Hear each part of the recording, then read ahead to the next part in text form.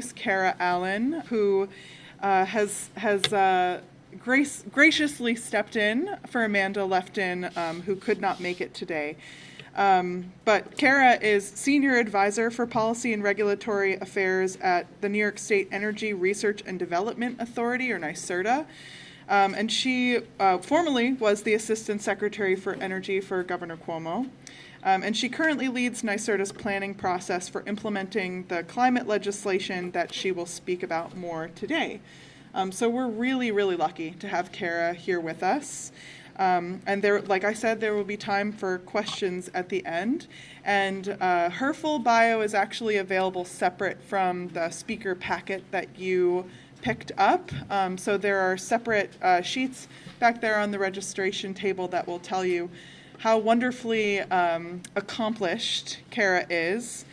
And so for those of you that don't know about the Climate Leadership and Community Protection Act, that was a piece of legislation that was negotiated in this past session and was passed and signed this summer. And that's going to really drive a lot of renewable energy growth and growth of the need for greenhouse gas emissions reductions in New York State over the course of the next 30 years. But that process of implementing this legislation and finding the pathways to get there is going to take place over the course of the next several years. So that's an active process. This is a really amazing time to be having this conversation in New York because it could have real implications for policies and programs on the ground. So without further ado, it's my pleasure to welcome Kara.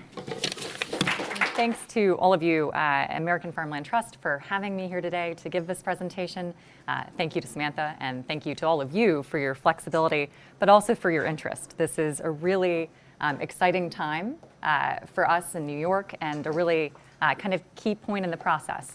It's the beginning, so it's the opportunity to be here and hear from all of you and get your feedback before we really embark on this journey. I do want to acknowledge my colleague Max Scholl, who leads our New York Sun program, is also in the audience here today. So certainly if you have solar-related questions, he is your go-to. Let me just get a show of hands, folks in the room familiar with the CLCPA. Okay, all right, that's good. Glad to have that. You know, this was a long time effort. A lot of advocates on the ground really deserve credit for getting us to the place where we are. There was a lot of great discussion. This was a long, collaborative process, and again, one that we didn't get to alone, and that's, I think, very key when we think about our next steps, that this is not something that the state is embarking on alone, but it really needs to be in collaboration with all of you in the room, with folks from across the state. And so again, this is an overview of the law. The law itself is 21 pages, but there's certainly a lot more to it than I'm going to get through today and the time that we have together. But again, as I noted, this really is the beginning of the process. And so please do come forward with your ideas. This is going to be, we've got some time ahead, but that time is going to go quickly. So to start, the CLCPA, or the Climate Leadership and Community Protection Act, it really is two distinct components in my mind. One is the climate leadership aspects of that, and that's speaking to a couple of the bullet points that start this slide. So this law represents the most ambitious greenhouse gas reduction policy of any major economy in the world.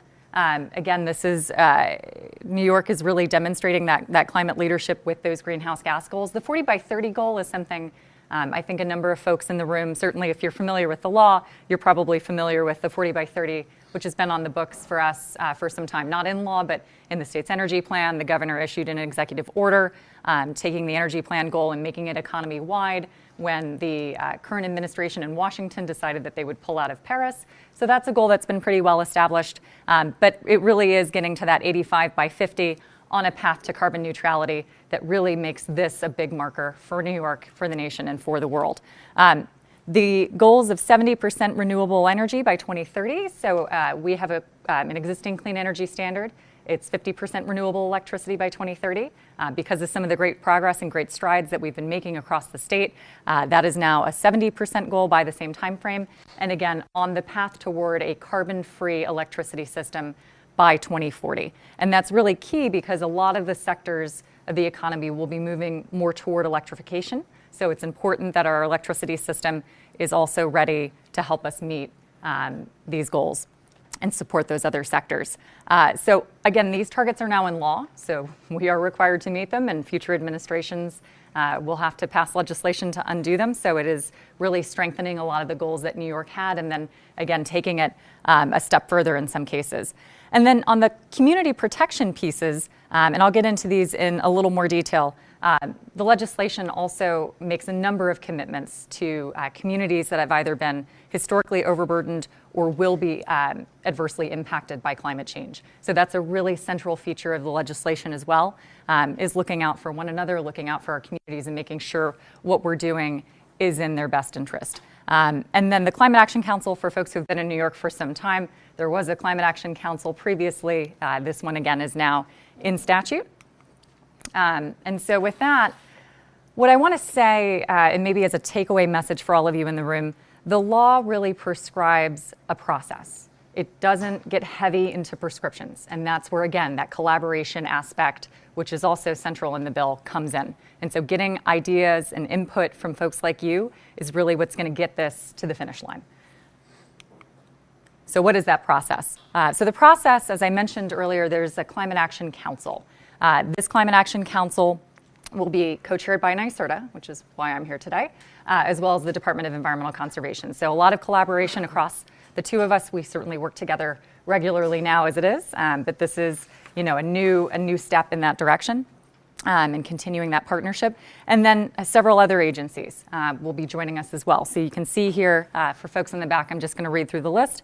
Department of Transportation, Department of Health, Empire State Development, Department of Ag and Markets, Homes and Community Renewal, Department of Labor, the Public Service Commission, New York Power Authority, Long Island Power Authority, and the Department of State. Now, certainly if there's an agency not on that list, it doesn't mean they won't be impacted. It doesn't mean they won't be involved in the process. These are simply the agencies that are appointed to the council and will have decision-making authority over what the council, with what the council oversees. The governor gets to make 2 appointments. He has not yet made those appointments. I don't know who they will be. Folks love to ask that question. Well, who do you think it might be? And I don't know. I won't know until they actually come out from him. So those are not yet named. The legislature also gets to make appointments. So the majority in the Senate and the Assembly will make appointments. They have not yet done that. The minority for the Senate has made an appointment, as has the minority in the Assembly. So we are 2 out of 8 2 out of 10 technically, for our appointees. So more to come. But then also here in this box, helping to support the work of the Climate Action Council will be advisory panels. Those panels, the folks on those panels will be appointed by the council. And I will let folks know if you have recommendations for these panels. We're certainly open. You can send them to me. We are keeping a running list of folks who have made recommendations to serve on various advisory panels. And so, again, you can see here the advisory panels, these are the ones that are named in the statute. The council can create other advisory panels if it sees fit. It can also disband advisory panels. So it really is the council making the decisions about the panels themselves and who ends up serving on them. But those 6 panels, as prescribed by the law, are transportation, land use and local government, housing and energy efficiency, power generation, energy-intensive industries, and agriculture and forestry. So in addition to those advisory panels, there are also a couple of working groups that are prescribed by the law. So the Just Transition Working Group, this one has, and I would say, maybe taking a step back actually to the advisory panels for a moment, the law doesn't necessarily specify what these panels need to be doing, other than their task at hand is to put together recommendations to inform the scoping plan. And I actually skipped that, and it's a rather key point to take away. The council's principal charge is to develop a scoping plan. The scoping plan is basically a document of how are we going to get to our greenhouse gas goals and all the way to carbon neutrality. So even though the goals are 40 by 30 and 85 by 50, the council will be going the extra mile all the way toward carbon neutrality. So these advisory panels will be helping that effort by providing recommendations based on their specific charge. But beyond that, The legislation doesn't say, well, transportation, you need to look at X, or agriculture, you need to look at Y. That's going to be up to these advisory panels. There will be staff from agencies helping to support the effort. You may also note that these advisory panels, in some cases, match certain sectors of the economy as we track for greenhouse gas emissions. In some instances, they don't. So there's certainly broader work that will have to be done in order to put together an economy-wide scoping plan. So in addition to the advisory panels, you have this Just Transition Working Group. There's a good bit of text prescribing the work of the Just Transition team. And so NYSERDA and the Department of Labor will be co-chairing that effort. Will be supported by HCR and the Public Service Commission as well. And then you have, in addition, you will have clean energy developers, members of the labor community, members of EJ, and then you have to have, as prescribed by the law, 5 members of energy-intensive industries. And those 5 members must come from distinct areas of energy-intensive industries. So we can't have, folks from the same industry represented. The idea, again, is to get that good cross-section. You may be asking yourselves, wait, you just mentioned a panel that will be talking about energy-intensive industries. How is this distinct? Again, this group has specific charges, but I also think that's going to be another area for collaboration, is thinking about how these two groups will work together to meet their charge. So again, with the Just Transition Working Group, as you can see here, they will be looking at some of the impacts associated with the clean energy transition. So what are the impacts to some of our existing workforce, particularly those in the fossil fuel industry or associated with the fossil fuel industry? They'll be looking at what those impacts will be to them, what the impacts will be to communities. They'll be looking at questions of competitiveness and leakage. They'll also be undertaking a study to look at opportunities that are being created as a result of combating climate change, and what are the skills needed for those workers. So again, they have a lot on their hands, and will be a very exciting effort. The Climate Justice Working Group. So the Climate Justice Working Group is a little different than the other entities that I mentioned earlier. This group is focused on, as I mentioned, the kind of 2 main components, the climate leadership and community protection. The Climate Justice Working Group is very much focused on the community protection aspect that's prescribed in the legislation, principally around ensuring that benefits of programs, investments, and the like are going toward disadvantaged communities.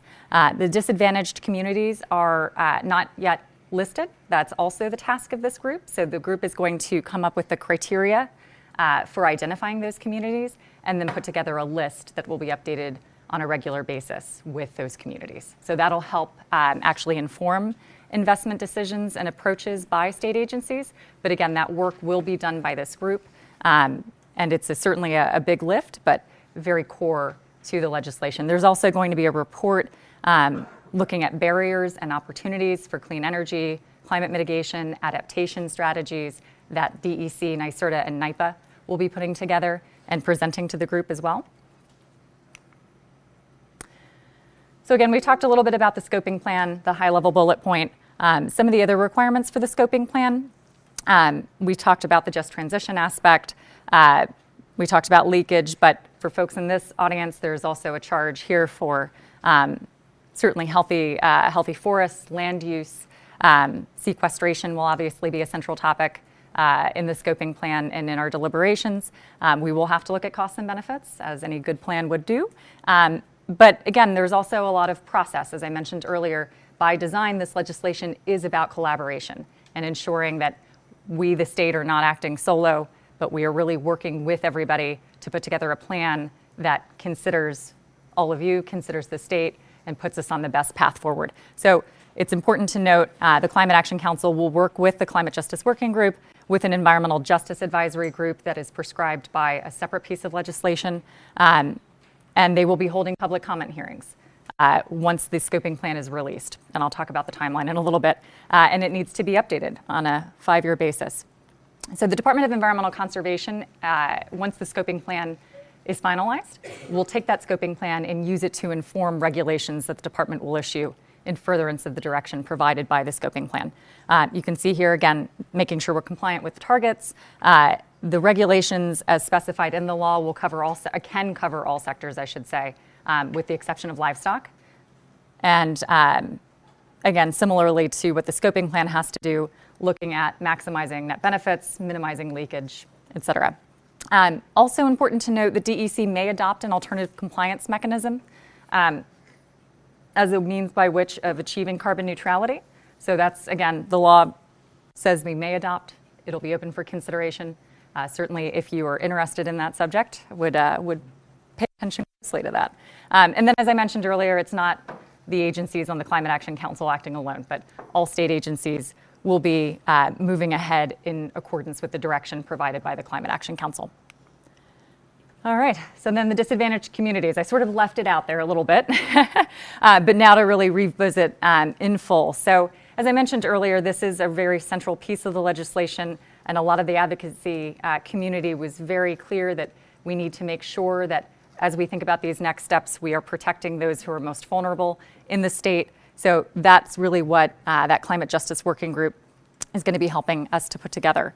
And you can see here, in addition, there will be some community air monitoring that the Department of Environmental Conservation will also undertake to ensure that we are looking at localized air quality and making sure that folks are not adversely impacted by some of the actions that we'll be taking. So the heart of this really comes down to 35 and 40 as the two numbers. There is the 35 being the floor, the 40 being the ceiling, but certainly it can work to exceed that. There's nothing in the law that says we couldn't go above 40% if we wanted to, but the 35% is the minimum requirement. So again, once the Climate Justice Working Group comes up with the criteria for identifying these communities, then we, the state, will be responding in turn to make sure that the investments that we are taking are benefiting these communities. So 35% of the benefits from clean energy and energy efficiency investments and programs and activities will need to be directed toward disadvantaged communities. The legislation sets up a 40% goal, which speaks to a wider swath of activity, including transportation, workforce, housing, economic development, and you can see a couple of other areas specified there. So this is also a very central consideration to the law. So the timeline, it's going to fly quickly. It seems like some of this is quite far away, but it's already moving rapidly in my mind, and it was only signed in July. So DEC will promulgate limits. That's step number one over the course of the next year. In addition, we are charged with coming up with a social cost of carbon. So that's something that we'll be working on as well over the next year, and will also be available for public comment. The model EJ policy, so again, I referenced another bill. Another key component here is having state agencies implement an EJ policy. So the group that I mentioned earlier, the Environmental Justice Advisory Group, will be coming up with a model policy that states will either take and think about, reflect on, and then implement similarly, or again, if a state doesn't act within a certain time frame, that would become the required policy by that state agency. A greenhouse gas report. So I'm going to pause on that point because I'll get to our current emissions inventory in just a moment. But then the disadvantaged communities criteria, I've talked a lot about it. There is no timeline by which the group needs to act. So the law specifies that the group has to be convened within 6 months of the law being effective, which would be January next year. But there is no deadline by which they have to produce their criteria and list of disadvantaged communities. Then finally, the scoping plan. The scoping plan must be completed by January 2022. Or not completed, excuse me, a draft must be completed by January 2022. And then following on, the final scoping plan 1 year later. So we also will have, again, as mentioned earlier, 6 public comment hearings, 120-day comment period. So there will be a lot of opportunities certainly to engage if that's the point at which you choose to be involved. But like I said, I would encourage all of you to get involved early. And hopefully when we get to the Q&A portion, you can give me your feedback. Certainly happy to take your questions, but we'll really look forward to your feedback. So where are we now? So as you can see here, and what I'll mention, I paused on the greenhouse gas report, which is due in 2 years, because the law does make some changes to the way that we are currently inventorying greenhouse gas emissions in the state. And I do want to reference my notes on this, so apologies. I'm going to quickly flip through my own version of the slide deck here. So as you can see, we've been making good progress. This is 1990. I know it's a little fuzzy, so I'm just going to kind of get up close here. 1990 being the first on the chart. This is where we are most recently, based on our recent greenhouse gas inventory that was released in September, or updated in September. And then you can see here, this is what 40 by 30 would be, and then getting down to 85 by 50. So we've got good progress. We're certainly on the downward, but that jump down is going to be a little steep. Certainly a lot of what you're seeing here, we've made good strides in electricity. So as I mentioned earlier, as we're shifting toward more electrification, it's a good thing that our electricity system is cleaned up. Actually, a lot of the reductions we've had to date have come from the electricity sector, about 50%. Transportation, though, as you can see, transportation at the bottom here, it's ticked up since 1990, so that's going to be a critical area. When you bucket buildings altogether, that's another big area for the state where we're going to need to drive some reductions. You'll notice agriculture is absent from this chart, but in our inventory, agriculture makes up about 4% of the state's greenhouse gas emissions. Now, all of that said, I'm going to say this is illustrative because we are required to make some changes to this report, including using a 20-year global warming potential. So this right now is based on 100-year GWP. The law will require us to also produce an inventory that considers the 20-year global warming potential for various greenhouse gas emissions. So you'll see some of this change as a result. We also, as you might notice, are not accounting for sources and sinks associated with land use and land use change in forestry. So that's another area that as a result of the new legislation we'll be considering as well. Oh, is that my time check? Okay, all right, so I need to move along here, guys. I'm sorry about that. And again, I showed these earlier, but what I really actually want to move into here is that we are making good progress. As I said, electricity has done a lot. So kind of a quick recap of what we've been doing to date. So some very exciting offshore wind activity in New York. The 9,000 megawatt goal is now in law. And so we're making good strides. We announced recently some contracts to develop 2 new sites, in addition to the project that's moving forward on Long Island through the Long Island Power Authority. Large-scale renewables, we have seen such an uptick and also great cost declines associated with large-scale projects across the state. Since 2017, the actual cost for projects on average has come down 23%. So not only are we seeing more deployment, and I should point out, I believe 38 of these projects were solar across the state. So we're also seeing an uptick in solar. One of the projects was a solar plus storage project that came through in one. So again, good momentum coming down in costs, all good things for moving us forward on this path. And then again, New York Sun has led the way in a lot of regards. We have seen tremendous growth in distributed solar across the state, which Max could certainly speak to in greater detail for folks who are interested.